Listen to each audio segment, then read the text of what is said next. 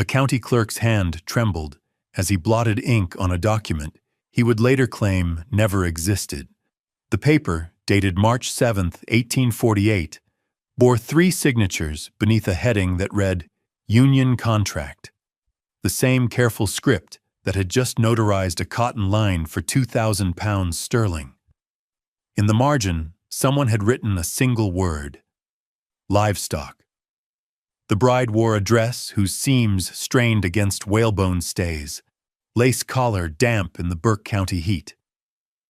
The groom stood barefoot despite the March chill, a shell gorget hidden beneath his shirt where inventory marks scarred his left shoulder blade. No preacher attended, no family witnessed. Just the clerk, a planter desperate to settle debts, and a factor from Savannah who needed proof his investment was secured. What followed in the months after that signature would force an entire community to choose. Acknowledge the abomination growing behind the plantation's whitewashed walls, or protect the system that fed them all. The Hadley plantation occupied 1,100 acres of red clay and exhausted cotton soil 7 miles southwest of Waynesboro, where the Briar Creek marked the boundary between Burke County and what locals still called Creek Territory, though the Muskogee had been driven west 16 years earlier. The main house stood 2 stories tall, its federal columns peeling paint in long strips that curled like shed snakeskin. Behind it, 23 cabins formed 2 ragged lines leading to the gin house, and beyond that, fields that had yielded less with each passing season since 1839. Martin Hadley was 51 in the spring of 1848, a widower who had inherited the property from his father in 1826 and watched it decline through 2 decades of falling cotton prices and rising debts. He was not cruel by the standards of Burke County planters. He had never sold a family apart, never ordered more than 20 lashes for any infraction. But neither was he kind. He was simply practical, a man who understood that enslaved people represented capital assets that depreciated when damaged, but could be leveraged when needed. His daughter Temperance had turned 27 that February.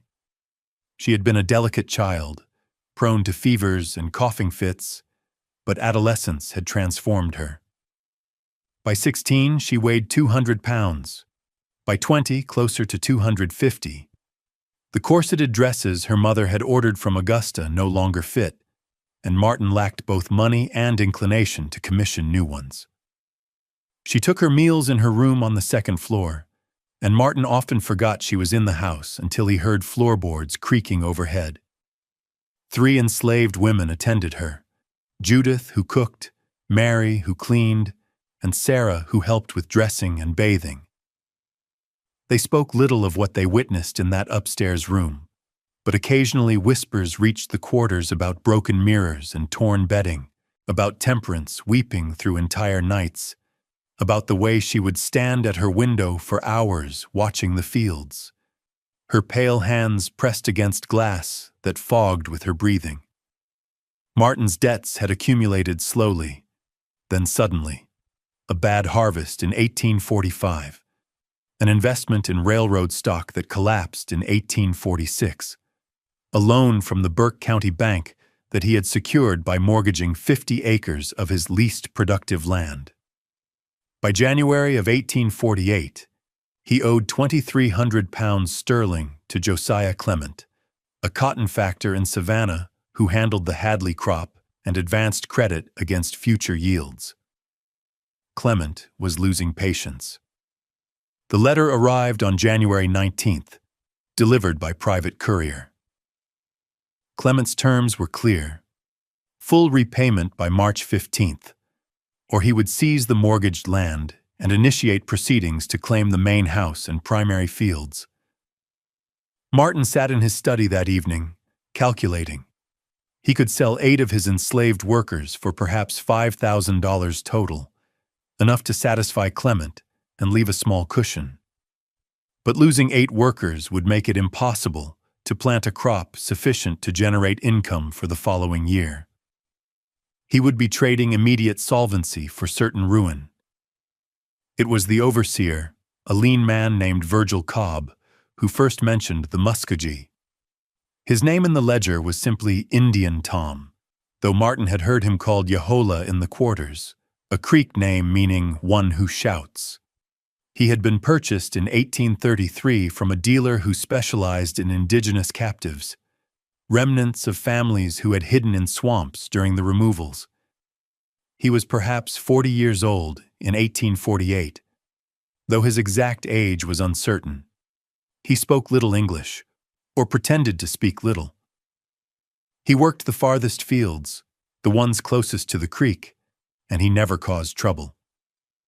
Clement mentioned something curious last time he visited, Cobb said, standing in the doorway of Martin's study on a cold evening in late January. Said there's a fashion in Savannah for arranged marriages as debt instruments. Man can't pay. He marries his daughter to the creditor's son, writes it as a contract with cash value. Martin looked up from his ledger. I have no son to offer. No, but you have property Clement might value differently. That muskogee, he's breeding age. Strong, healthy. Clement's been after me about improving stock. Says he's read books about it, about bloodlines and such. What if you offered the Indian and your daughter as a package? A breeding pair. Write it as a union contract.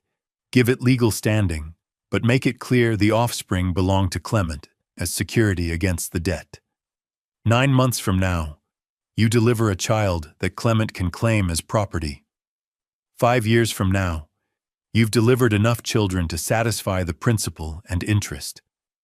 The silence in the study was broken only by the pop and hiss of pine logs in the fireplace. Finally, Martin spoke. She would never consent. Does she need to? Unthinkable. And yet Martin found himself thinking it. Josiah Clement received Martin Hadley in his Savannah office on February 8, 1848. The room smelled of bay salt and tobacco, with tall windows overlooking the river where merchant ships waited at anchor. Clement was a compact man in his 40s, prosperous, with the clipped speech of someone who had learned to value his time by the minute. Martin presented the proposal in careful language, watching Clement's face for any sign of revulsion or interest. The arrangement would be documented as a union contract, securing Martin's debt through the productive capacity of 2 persons held in his possession. The female party would be his daughter Temperance, legally free but contractually bound to remain on the Hadley property for a period of no less than 5 years. The male party would be the enslaved man listed in Martin's inventory as Tom Muskogee, aged approximately 40, sound. Any children born of the union would belong to Clement as chattel property until such time as their aggregate value, assessed at market rates for healthy infants, satisfied the outstanding debt plus accrued interest at 6% annually. Clement listened without interruption, his fingers steepled beneath his chin. When Martin finished, the factor stood and walked to his window, watching a crane lift cotton bales from a warehouse to a waiting ship. I have read certain agricultural texts, Clement said finally, that discuss the improvement of livestock through careful selection.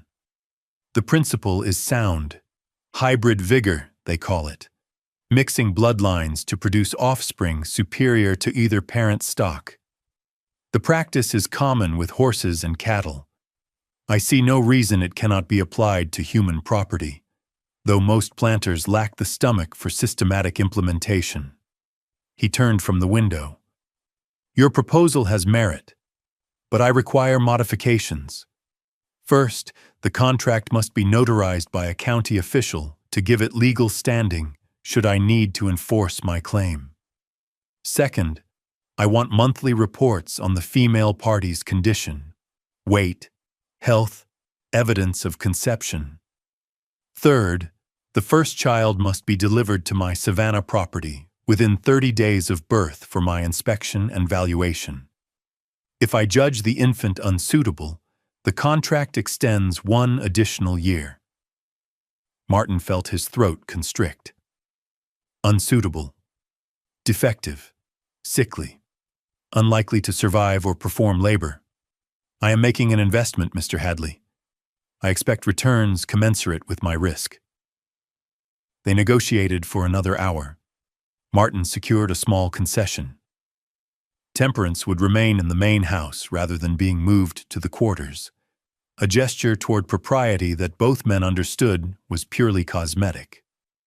Clement dictated the contract terms to his clerk, who wrote in a fine copperplate hand on heavy paper that bore the factor's embossed seal. The document was complete by late afternoon. Martin signed first, his signature shaky. Clement signed second with a flourish. They would need a third signature, the notary, but that could be obtained in Waynesboro. Clement produced a bottle of French brandy, and they drank to the agreement's success, though neither man's expression suggested celebration.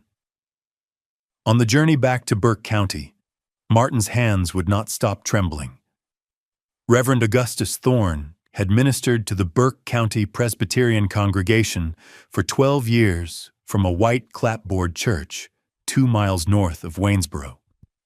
He was 63, a Virginian by birth, a man who believed slavery was ordained by Scripture, but also believed that masters owed their enslaved property Christian instruction and humane treatment. He had baptized Temperance Hadley when she was 9 days old. He had buried her mother in 1836 when yellow fever swept through the county. Martin Hadley appeared at the parsonage on the evening of February 14, 1848, carrying a sealed envelope. He explained what he needed. The church records cabinet opened after hours, a page removed or obscured, and an entry that had never existed officially forgotten. He did not explain the full nature of the contract he had signed, only that a family matter required discretion and that the church's cooperation would be remembered generously. Reverend Thorne held the envelope, feeling its weight. He knew approximately how much it contained, enough to repair the church roof perhaps, or to fund his long-postponed trip to visit his sister in Charleston. He knew also that accepting it would make him complicit in something he did not fully understand, but suspected was grave. I cannot officiate at a marriage that violates the laws of God and man, he said carefully. I am not asking you to officiate. I am asking you to misplace certain records. And if I refuse? Martin's voice was quiet. Then I will be forced to mention to the congregation that you have been purchasing brandy from the same merchant who supplies the taverns on River Street. I will suggest that your frequent trips to Waynesboro involve less pastoral visiting than you have claimed. I will imply that the church funds are not as carefully stewarded as the elders believe. None of this was true, but in a county where reputation was currency, truth mattered less than rumor. Reverend Thorne set the envelope on his desk. I will need to pray on this matter. You have until Sunday. By Sunday, the envelope was gone, and when Martin asked if the records matter had been resolved, Reverend Thorne simply nodded. He did not meet Martin's eyes. He would not meet his own eyes in a mirror for some time afterward. The machinery was in motion now, lacking only the final piece, a county official willing to notarize the document that would transform 2 human beings into breeding stock and a desperate man's daughter into collateral. Wallace Pritchard had served as deputy clerk of Burke County for 9 years, a position that paid $48 annually and required skills in penmanship, arithmetic, and knowing when not to ask questions. He was 31, married, father of 3 daughters, a man who attended church but harbored private doubts about most of what was preached from the pulpit. He worked in a narrow office in the Waynesboro courthouse, surrounded by leather-bound ledgers and deed books that smelled of dust and old ink. Martin Hadley presented the union contract on March 7, 1848, at 10:43 in the morning. Pritchard read it twice, slowly, while Martin stood silent before the clerk's high desk. The document was carefully worded, full of legal language that obscured its essential function, but Pritchard was not fooled. He understood exactly what he was being asked to notarize. The conversion of a free white woman and an enslaved indigenous man into breeding animals for the purpose of satisfying a debt. "This is irregular," Pritchard said finally, "but not illegal. Technically true. Georgia law permitted contracts of indenture. It permitted debt bondage under certain circumstances. It was silent on the specific arrangement detailed in this document, which meant the arrangement existed in a gray space where custom and necessity determined legality more than statute. The female party," Pritchard said, choosing his words carefully. "Does she consent? She is my daughter and resides in my household. Her consent is implicit in my authority as her father and head of the household. She is 27 years of age. Most courts are not Burke County. Will you notarize this document, or shall I find someone who will?" Pritchard looked at the contract again. In the margin, someone had written a single word in small script: livestock. He had seen that word in countless documents, bills of sale, estate inventories, crop liens, but never attached to a white person's name, never attached to a human arrangement quite like this. He thought about his daughters, about what he would do if debt ever forced him into an impossible position. He thought about the Muskogee man he had never met, who would have no say in any of this, whose children would be taken and sold like calves. He thought about Temperance Hadley, whom he had seen perhaps twice in his life, a large, pale figure in the back of a wagon. What would you do standing at that desk, with a pen in your hand and a document that would change 3 lives forever, knowing that your refusal might only delay the inevitable while your cooperation would make you eternally complicit? Pritchard's hand moved across the paper. He signed his name, pressed his seal into warm wax, and blotted the ink with sand. The entire process took perhaps 90 seconds. He did not look at Martin Hadley as he handed back the notarized contract. "I pray God forgives us, both," Pritchard said. Martin left without responding. Yehola had worn the shell gorget since he was 14 years old, a gift from his mother before the soldiers came. It was a disc of freshwater mussel shell, polished smooth, with a hole drilled through its center, so it could hang from a leather cord around his neck. Creek hunters wore such gorgets for protection, and his mother had carved a spiral into its surface, the symbol of life's journey from birth to death to whatever came after. He had hidden it beneath his shirt for 15 years, taking it out only in the darkness of his cabin, when he was certain no one would see. White people believed that indigenous adornment was primitive, something to be stripped away, along with language and custom and the memory of homelands.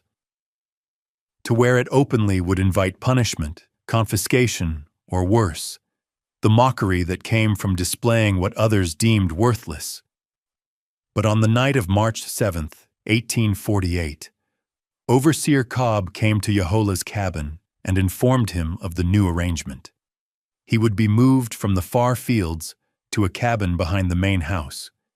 His rations would increase, his work duties would be reduced, and he would report to the main house 3 nights each week for purposes Cobb described in language so clinical that it took Yehola several moments to understand what was being demanded. After Cobb left, Yehola sat in the darkness and felt the gorget's weight against his chest. He thought about running. The creek was close. He knew paths through the swamp that no white man had ever followed. He could be 20 miles away by dawn, 50 by the following nightfall. But he also knew the dogs, the patrols, the men who specialized in tracking runaways and returned them half dead as examples. He thought about resistance. But what form would resistance take? Refusing to comply would result in a whipping or sale further south, to a sugar plantation where men died in a single season. Complying would make him a participant in his own degradation, and the degradation of a woman who had no more choice in this than he did. The next morning, he moved his few possessions, a blanket, a tin cup, a folding knife he used for carving, to the cabin behind the main house. It was larger than his previous quarters, with a narrow window that faced the rear entrance of the mansion. Through that window, in the late afternoon, he could see a figure on the second floor, a pale shape behind glass. That evening, he found a plate of food on the step outside his cabin door. Cornbread, fatback, greens, more than his usual ration. He understood this as a gesture, though he could not have said what the gesture meant. Apology, acknowledgement, an attempt at humanity in a situation that denied humanity to them both.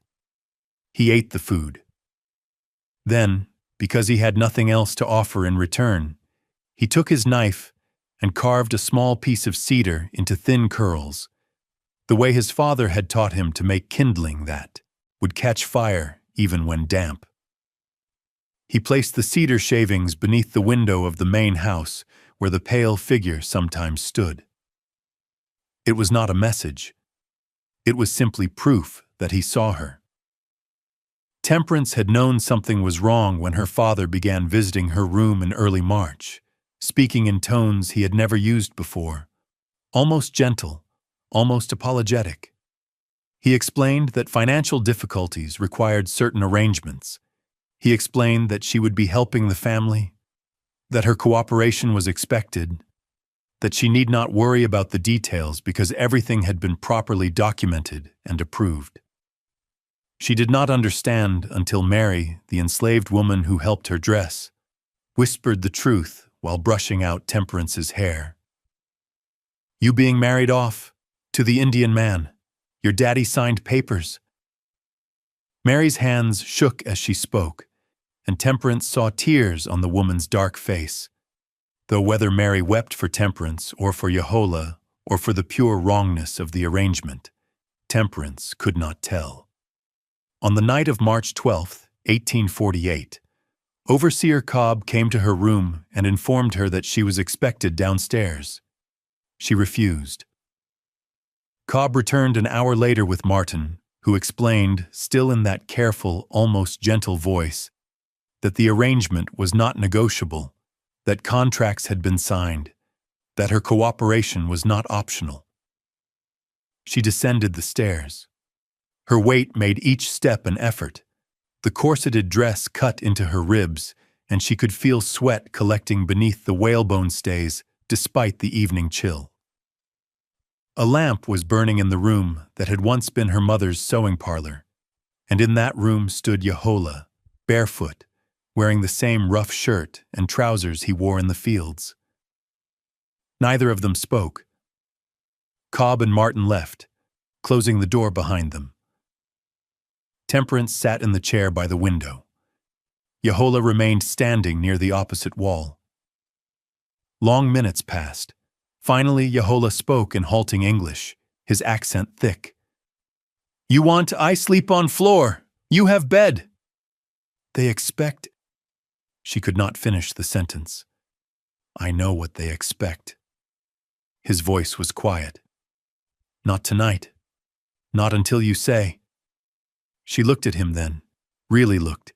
He was perhaps an inch shorter than her father, with graying hair worn long despite the plantation rule that enslaved men must keep their hair shorn.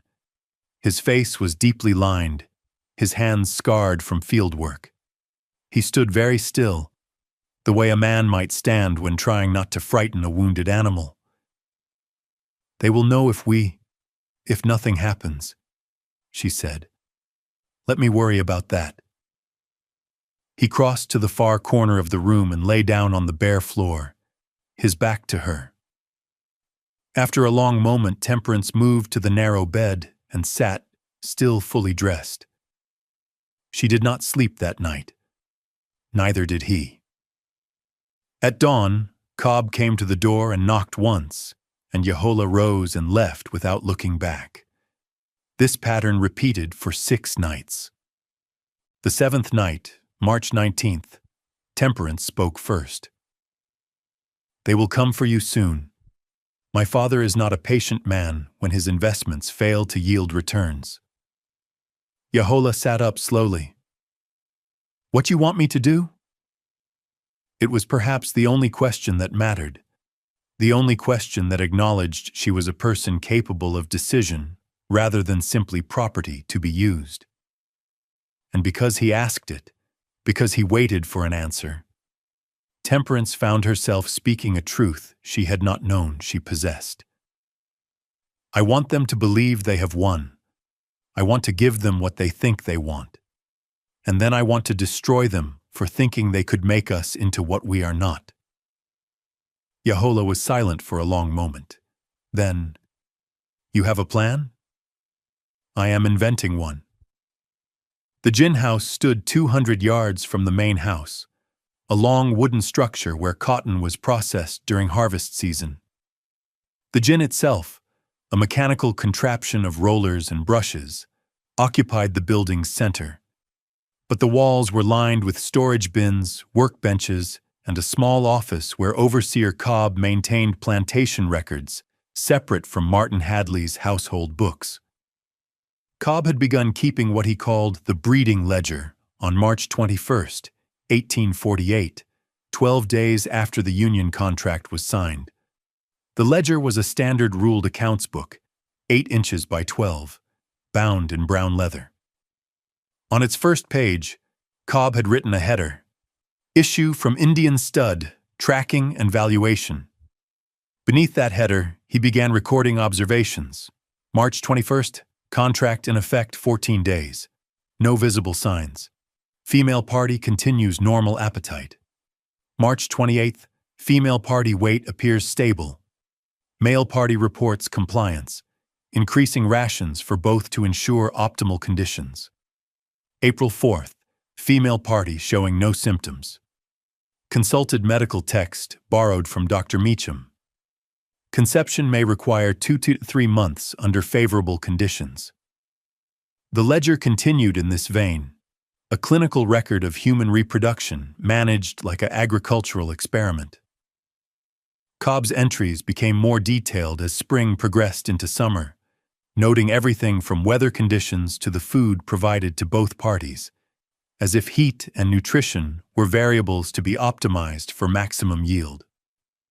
What the ledger did not record was the transaction taking place in parallel, the silent negotiations between Temperance and Yehola, conducted through objects left and found, through glances and gestures that required no language because language would have been inadequate to the task of building trust between two people whom the world insisted could share nothing but their degradation. By late April, Temperance had begun leaving not just food, but also small items, a pen, a few sheets of paper, a candle stub. Yehola responded with his carvings, cedar shavings, yes, but also small figures, a bird, a fish, a spiral that matched the symbol on his hidden gorget. Neither of them wrote words. Words could be read by others, could be used as evidence. But objects passed between them in silence created a vocabulary of resistance. In early May 1848, during a rare moment when Cobb was away in Waynesboro, Temperance descended from her room and walked to the gin house. She moved slowly, her weight making the journey difficult, and she arrived breathless and sweating in the spring heat. The gin house door was unlocked. She found the ledger on Cobb's desk and opened it. She read her own life reduced to tally marks and clinical observations. She read her body described as female party and her personhood erased beneath calculations of optimal breeding conditions. She read Yehola described as male party and stud and investment. She did not tear out the pages. She did not destroy the ledger. Instead, she left it exactly as she found it, knowing that its existence would eventually serve a purpose she had not yet fully articulated, even to herself. By June of 1848, the arrangement had settled into something that resembled routine but was not routine, something that looked like compliance but concealed preparation. Temperance and Yehola met 3 nights each week in the sewing parlor, always under the shadow of Overseer Cobb's expectations, always aware that Martin Hadley waited for proof that his debt instrument was yielding the promised returns. They had evolved a system. They spoke little, because speaking required vulnerability neither could yet afford.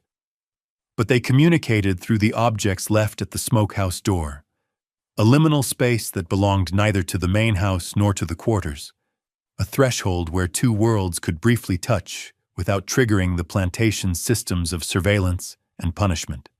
Temperance's plates appeared most nights: cornbread wrapped in cloth, cold chicken, biscuits spread with preserves. More than Yehola needed, more than her own rations should have allowed. Where she obtained the extra food was a question he did not ask, though he suspected she was trading something, possibly portions of her own jewelry, possibly favors from the enslaved women who attended her, for the privilege of feeding him. He responded with carvings that grew increasingly ambitious: small boxes with fitted lids, spoons shaped from green wood, a comb carved from hickory that he left wrapped in a scrap of cotton cloth. Each object was functional, but each also carried a message: I see you as a person worth crafting beauty for.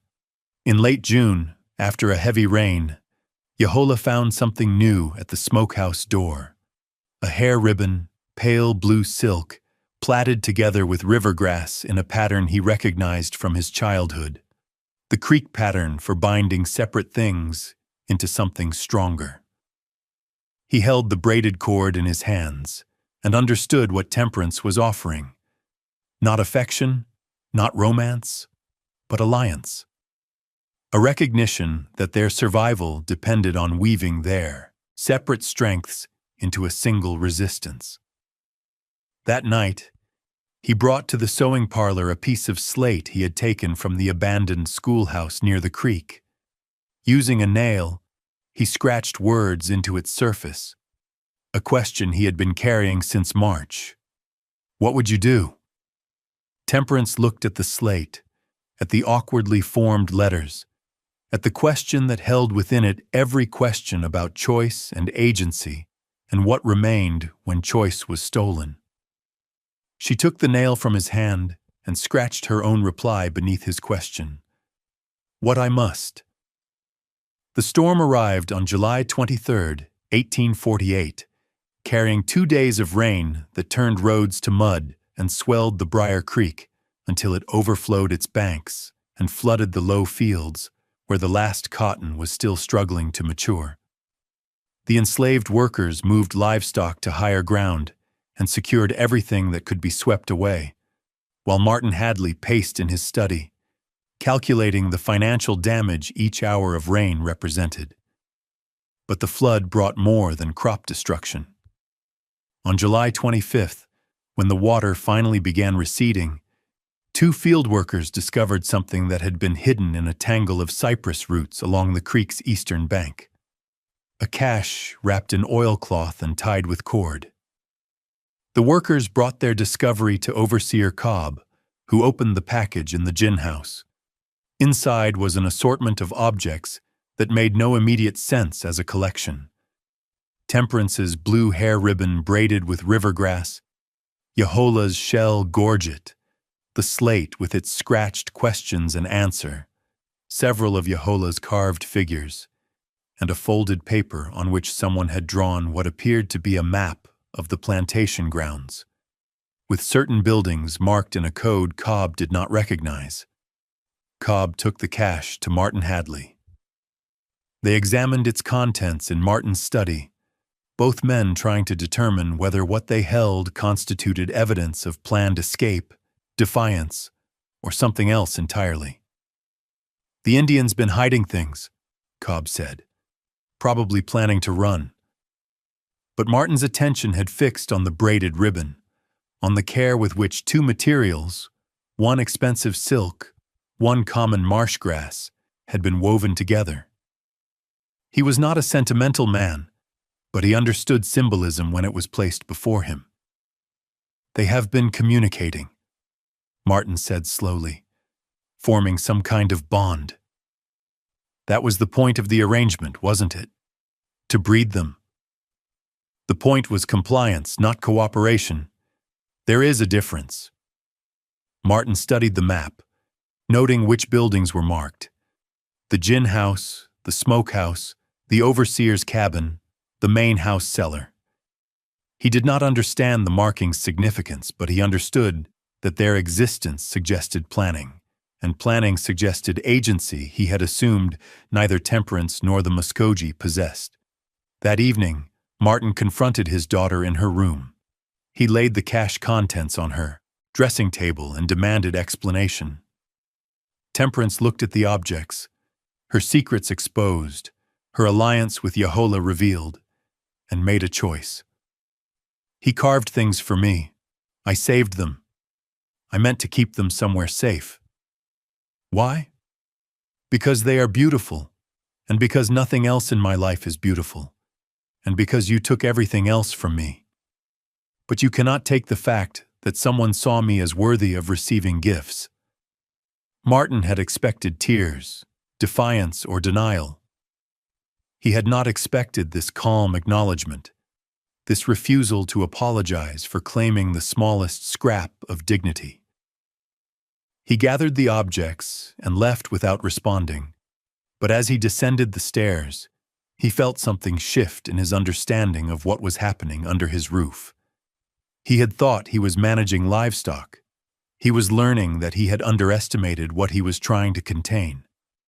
By August of 1848, Temperance had begun displaying the signs Overseer Cobb had been tracking in his ledger. Nausea in the mornings, changes in appetite, a thickening around her waist that might have been normal weight fluctuation, but that Cobb recorded as promising indication. Whether these signs were genuine or performed, whether conception had actually occurred or was being simulated, became the subject of increasing scrutiny. Dr. Elias Meacham, the county physician, was summoned to the Hadley Plantation on August 17th. He was a man of 70, educated at the University of Pennsylvania 40 years earlier, and he brought with him the diagnostic tools of his era: observation, palpation, and questions delivered in clinical language that barely concealed his discomfort with the situation. He examined Temperance in her room, with Mary present as was proper for such examinations. After 20 minutes, he emerged and reported his findings to Martin in the downstairs study. "Your daughter appears to be approximately 4 months along, if my assessment is correct. I cannot be entirely certain without more invasive examination, which I am reluctant to perform given her size and the delicacy of her temperament." 4 months, Martin repeated. "That would place conception in April." "Approximately, yes. I must tell you, Mr. Hadley, that this pregnancy presents certain risks. Your daughter's weight, her sedentary habits, her previous history of respiratory difficulties, all suggest complications during delivery. I strongly recommend engaging a midwife in addition to my services when her time comes." Martin nodded, calculating. 4 months pregnant in August meant a January delivery. Josiah Clement's contract required the infant to be delivered to Savannah within 30 days of birth for inspection and valuation. January was still 5 months away. Time enough for the situation to develop. Time enough for Martin to determine whether this investment would finally resolve his financial difficulties or compound them. What Martin did not know, what Dr. Meacham did not know, what only Temperance and Yahola knew, was that the pregnancy was genuine but had not occurred in April. It had occurred in late May, nearly 2 months later than Temperance allowed the doctor to believe. This discrepancy, small now, but growing more significant with each passing week, was a weapon she was forging in silence, a lever she could use at the moment of maximum advantage. Yahola, meanwhile, had begun his own preparations. The nights he spent with Temperance in the sewing parlor were becoming shorter, because he was spending more time in the quarters, speaking quietly with other enslaved workers, asking careful questions about escape routes, about the distances to Savannah and Augusta, about which white men in Burke County could be trusted and which were likely to report runaways. He was not planning to run. He was planning something more complicated, something that required help from people who had every reason to distrust him because they knew he had been selected for special treatment, knew he lived in better quarters and received better rations, knew he was implicated in an arrangement that degraded them all by reducing human reproduction to a financial transaction. But one woman, Ruth, who worked in the main house kitchen and had known Temperance since childhood, listened to what Yahola was really asking. She understood that he was not seeking escape for himself. He was seeking escape for a child who had not yet been born, a child who would otherwise become property of Josiah Clement, a child who might be the only truly innocent party in this entire arrangement. "You planning to steal your own baby?" Ruth said. It was not a question. "I am planning to make sure my baby is free. And what happens to you after? I do not expect to survive it." Ruth studied him for a long moment. Then she nodded. "Tell me what you need." October of 1848 brought cooler weather and the beginning of harvest season, and with it came increased scrutiny of the Hadley Plantation's operations. Josiah Clement arrived from Savannah on October 3rd for his semi-annual inspection of the property securing his investment.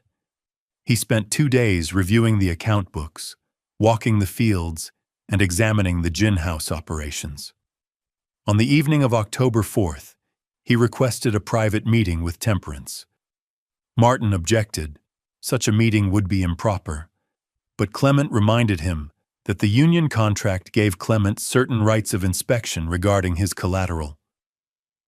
Martin relented, though he insisted that Mary be present as chaperone. Clement met Temperance in the downstairs parlor. He did not ask about her health or well-being. He asked only about the expected delivery date, about Dr. Meacham's assessment, about whether she understood that the child would become Clement's property immediately upon birth. His tone was not unkind, merely businesslike. The tone of a man discussing a transaction rather than a life. Temperance answered his questions with the same measured calm she had shown her father. She volunteered no information beyond what was directly asked. She did not reveal her uncertainty about the true conception date, did not mention the cache by the creek, did not acknowledge the silent conspiracy she was building with Yahola.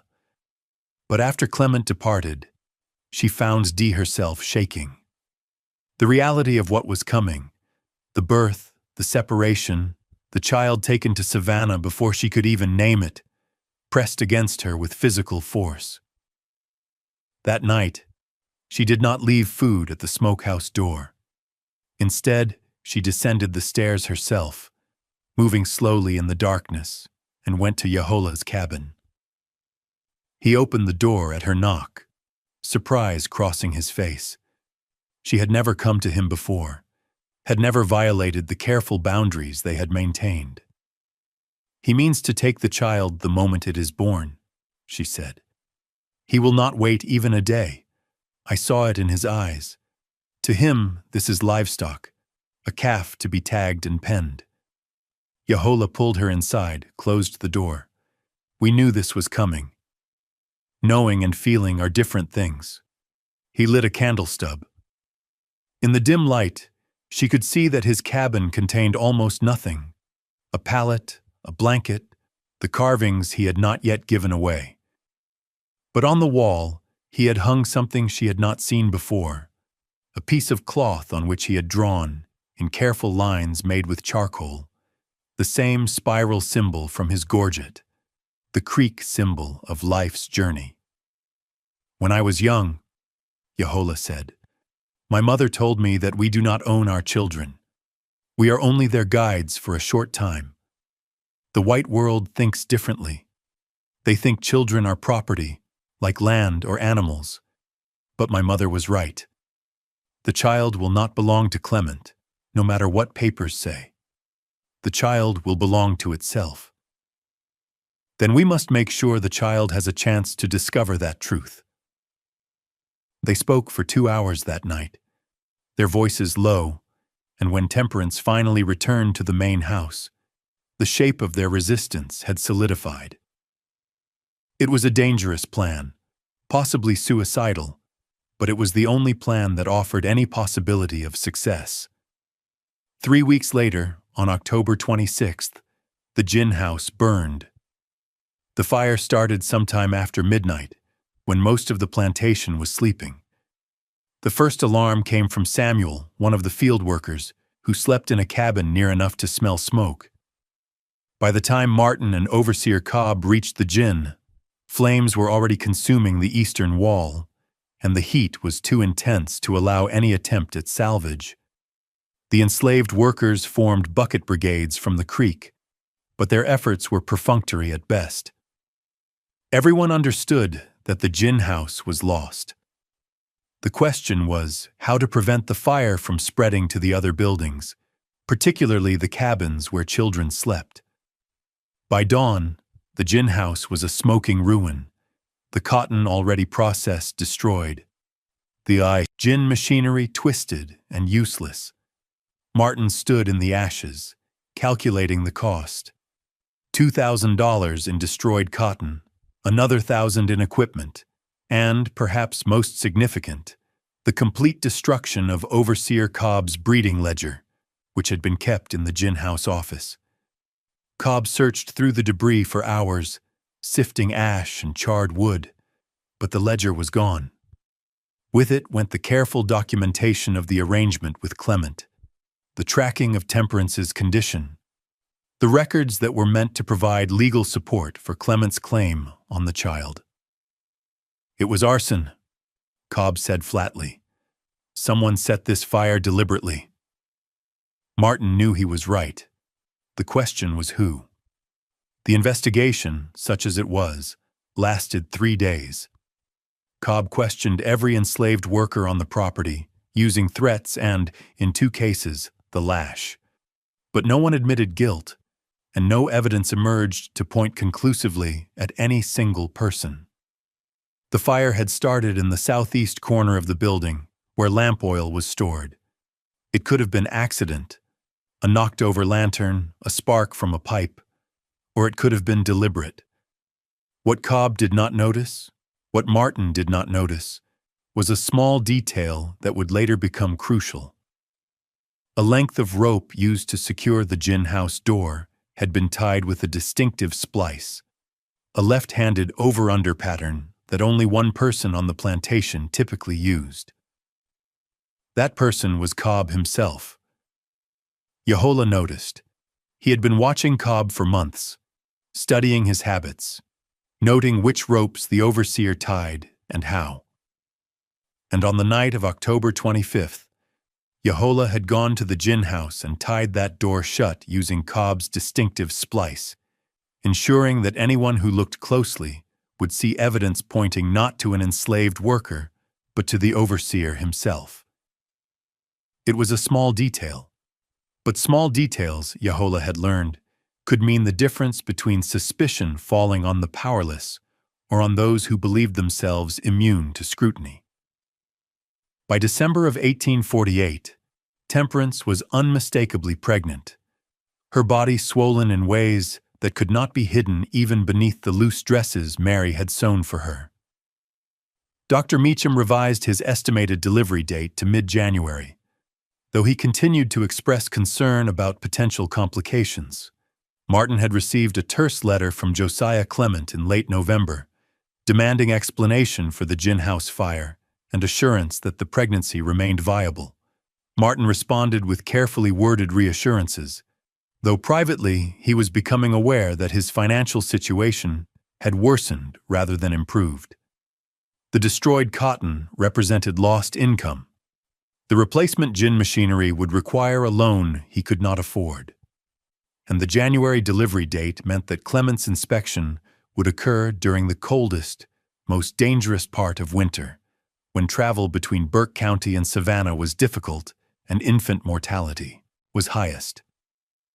Temperance, meanwhile, had stopped cooperating with the fiction that she was a willing participant in this arrangement. She refused to see Dr. Meacham for his scheduled December examination. She refused to eat the special meals Mary prepared for her. She spent entire days in her room, emerging only to descend to the sewing parlor for her 3 weekly meetings with Yahola. Those meetings had changed character. Where once they had maintained physical distance, now they sat close together, speaking in whispers. Their conversation focused entirely on the plan they had refined over months of careful preparation. The plan required precise timing, the cooperation of at least 3 other people, and a willingness to accept that success would likely mean death for both Temperance and Yahola. The key was the disputed delivery date. Dr. Meacham believed conception had occurred in April, which would place delivery in mid-January.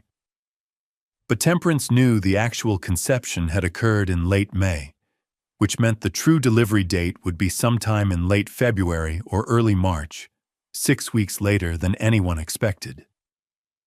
She had maintained this deception by carefully controlling what information reached the doctor, by refusing certain examinations that would have revealed the discrepancy, and by manipulating her clothing and posture to suggest a pregnancy more advanced than it actually was. But the deception could not be maintained indefinitely. Eventually, mid-January would arrive without labor beginning, and Dr. Meacham would realize something was wrong. That was when the plan would need to execute. On December 19th, Yahola met secretly with Ruth in the kitchen after the main house had settled for the night. He gave her a small leather pouch containing seeds he had saved from his garden plot: squash, beans, corn, and a carved wooden figure of a woman holding a child. "If this goes wrong," he said, "take these. Plant the seeds somewhere. Tell the children they came from a Creek man who loved his baby enough to die for it." Ruth held the pouch, her eyes wet. "You really think you can get that child away from Clement?" "I think I can try." "And Miss Temperance? She knows what will happen to her?" "She knows. She is stronger than anyone believes. Stronger than she believed, until now." Ruth nodded. "Then I will help. Tell me what you need." Mid-January arrived without labor. Dr. Meacham visited on January 15, 1849, and found Temperance's condition essentially unchanged from his December examination. He expressed puzzlement. The pregnancy appeared full term. The child's positioning was correct, but no contractions had begun. "Perhaps I miscalculated the conception date," he said to Martin, "though that seems unlikely given your daughter's history." Martin sent an urgent message to Josiah Clement, explaining the delay and requesting patience. Clement's response arrived 3 days later, curt and threatening. The contract specified delivery within 30 days of birth, and if the child was not produced by February 15th, he would consider Martin in breach of their agreement and would initiate seizure proceedings immediately. The pressure mounted through the final weeks of January. Temperance remained in her room, attended only by Mary, refusing all visitors, including her father. Yahola was confined to the quarters on Cobb's orders, forbidden from approaching the main house. The arrangement that had seemed so carefully constructed in March was collapsing under the weight of biological reality that refused to conform to legal documents. On February 3rd, Temperance's labor began in earnest. It was not the simulated discomfort she had been performing for weeks, but genuine contractions that left her gasping and clutching Mary's hand. Mary sent word to Dr. Meacham, who arrived within 2 hours, and to Martin, who paced downstairs while his daughter labored above him. The birth lasted 14 hours. Dr. Meacham would later describe it as one of the most difficult deliveries he had attended, complicated by Temperance's weight, her exhaustion, and what he called an unusual resistance from the patient, as if she were fighting against the natural process. What he did not understand was that Temperance was fighting, not against the birth, but against the system waiting to claim her child. She was prolonging the labor, creating complications, buying time for the final phase of the plan she and Yehola had constructed. At 2:17 in the morning of February 4th, 1849, Temperance delivered a healthy boy.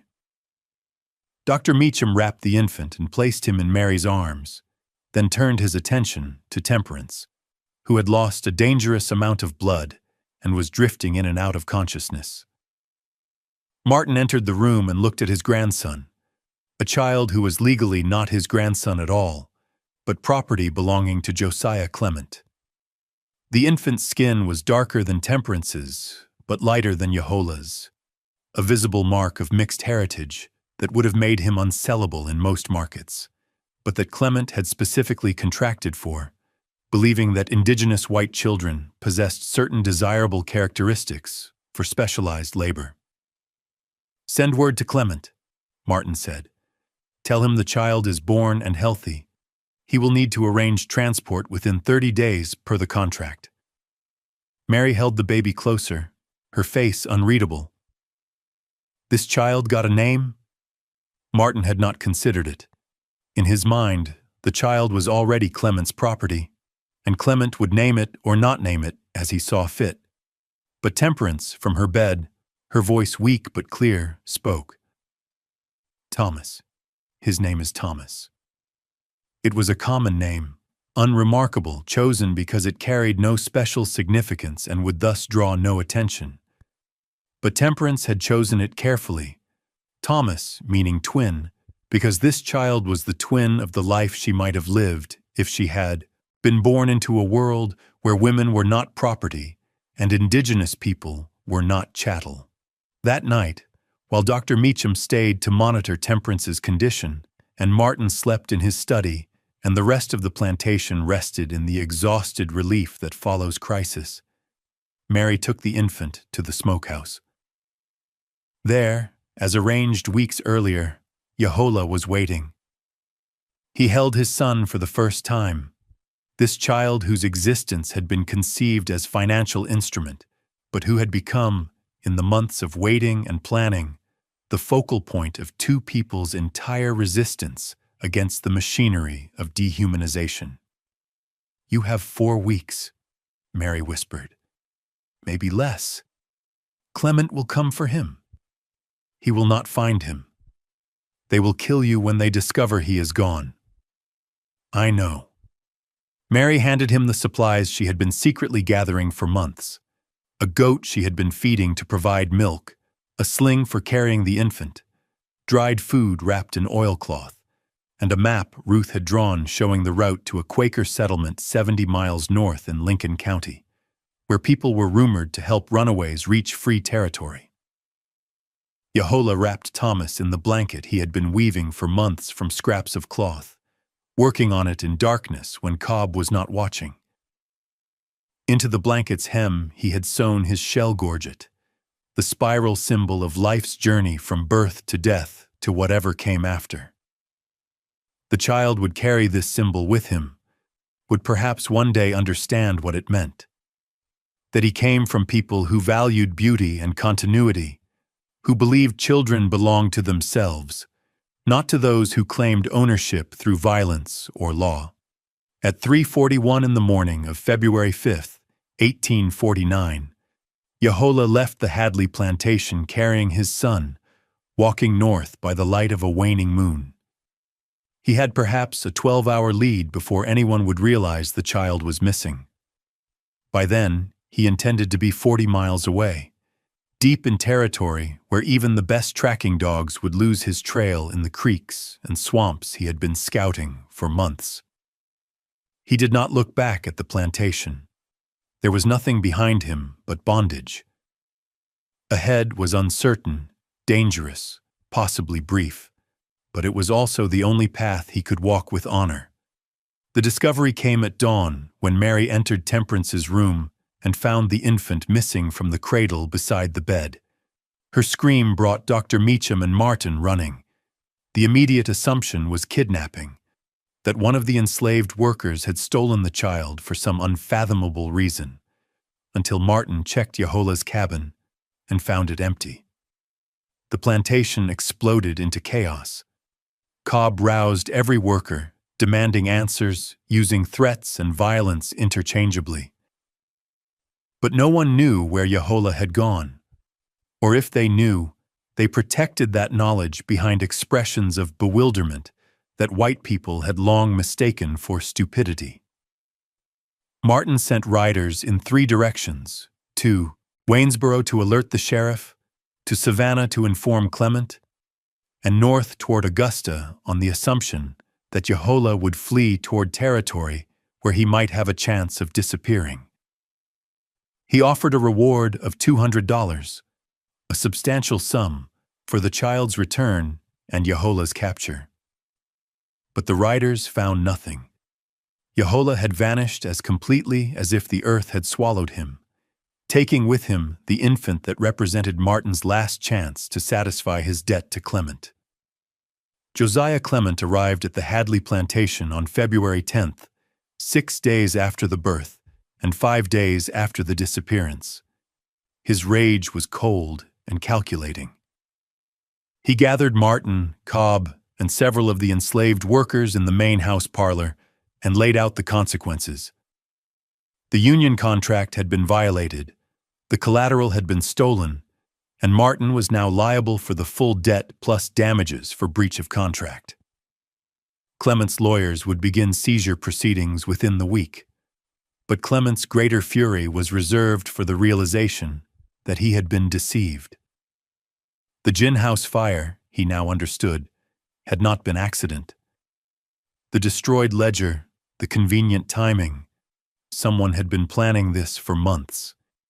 And when he examined the rope splice on the gin house door, when he saw the distinctive left-handed pattern, he turned to Cobb. "You tied this rope?" Cobb went pale. "I tie lots of ropes. That doesn't mean—" "This is your splice pattern. Everyone on this plantation knows it, which means someone wanted us to think you set the fire. Someone who had been watching you closely enough to replicate your work." The implications settled over them slowly. Yahola had not simply run. He had been planning for months, studying the plantation's operations, identifying vulnerabilities, setting false trails. And he had done it while everyone believed he was simply a compliant piece of livestock being used for breeding. The question was, who had helped him? Clement's investigation lasted 3 days.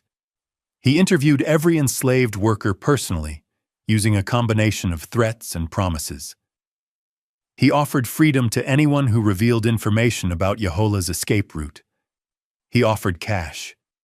He offered to purchase entire families and move them to better conditions.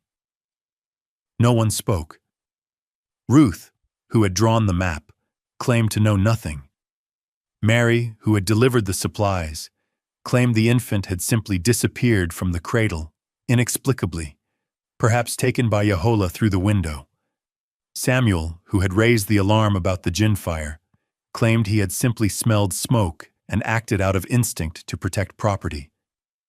Their stories were too convenient, too synchronized. Clement knew he was being lied to, but knowing and proving were different things, and without concrete evidence linking any specific worker to the escape, he had no legal recourse. On February 13th, Clement departed for Savannah, leaving behind a promise. He would hunt Yahola to the ends of the earth, would see Martin's plantation seized and sold, would ensure that everyone involved in this deception paid a price commensurate with the offense they had given to the natural order of society. But promises and enforcement were different things. Martin Hadley lost his plantation in March of 1849 when the Burke County Court awarded judgment to Clement. The property was auctioned in April. The enslaved workers were sold to different buyers, scattered across Georgia and beyond. Martin himself moved to Savannah, where he lived in poverty until his death in 1853, never knowing whether his daughter's child had survived or died in Yahola's desperate flight north. Temperance recovered slowly from the birth and its complications. By May, she was healthy enough to travel, and she used the last of her mother's jewelry, pieces she had hidden from her father years earlier, to purchase passage to Philadelphia, where she had heard that abolitionist societies helped women escape abusive situations. She arrived in that city in June of 1849 and disappeared into its population of freed people and reformers, never to be heard from in Burke County again. And Yahola? No record exists of his capture. No reward was ever claimed. The trail went cold somewhere north of the Oconee River, in territory where swamps and pine forests could hide a determined man for weeks or months. But in 1863, during the Civil War, a Union officer named Benjamin Thomas encountered a Creek scout attached to an Indiana regiment. The scout was in his 50s, spoke English with a Southern accent, and wore a shell gorget carved with a spiral symbol. When asked where he came from, the scout replied simply, "Georgia, long time ago." The officer noted this encounter in a letter to his wife, mentioning that the scout spoke fondly of his son, a young man of 14 who had been raised in a Quaker household in Ohio and was now attending Oberlin College, one of the few institutions that accepted students of mixed heritage. The letter survives in the National Archives. Whether the Creek scout was Yahola, whether the son was Thomas, whether the desperate escape from Burke County succeeded against all probability, these questions remained unanswered, protected by the same silence that the enslaved community maintained in the winter of 1849, when they chose collective resistance over individual safety and ensured that some truths would be preserved through absence rather than documentation. The courthouse in Waynesboro burned in 1878, destroying most records from the 1840s, including Wallace Pritchard's notarized Union contract. The deputy clerk himself had died in 1851, reportedly from consumption, though his widow told anyone who would listen that he had died from guilt, that the document he signed in March of 1848 haunted him every day. Thereafter, that he spoke in his final delirium of a woman in a strained dress and a man with a hidden shell gorget, asking forgiveness for things he should have refused. The Hadley Plantation site is now a county park, the main house foundation barely visible beneath kudzu and honeysuckle. No historical marker mentions what occurred there. No tour guide explains the arrangement Martin Hadley made with Josiah Clement, or the Union contract that transformed human beings into breeding stock, or the child who was born into bondage and spirited away by a father who chose honor over survival. But in Burke County, among families descended from the enslaved workers of that era, a story persists. They speak of the Creek man, who walked 70 miles carrying his newborn son, who left cedar shavings and carved figures as silent promises, who understood that the most powerful resistance was not violence, but the refusal to let the powerful control the narrative of your humanity. And they speak of the white woman who chose alliance over compliance, who used her own pregnancy as a weapon against those who thought they could reduce her to livestock, who disappeared into freedom rather than accept the life her father's debts had purchased for her. Some truths survive in archives, Others survive in memory. The most dangerous truths survive in the silence of those who refuse to speak them until the right moment, when speaking might change what comes after. On warm nights in early spring, when the Briar Creek runs high and the cypress roots catch moonlight, people sometimes report finding small carvings hidden in the hollows, spirals and fish and birds, carved in the old creek style. Evidence of nothing, proof of everything. A reminder that some stories never end because they were never allowed to begin properly, and that justice deferred across generations may still arrive, carried forward by those who remember what was almost stolen and what, against all odds, was saved. Subscribe if you want the next deep dive.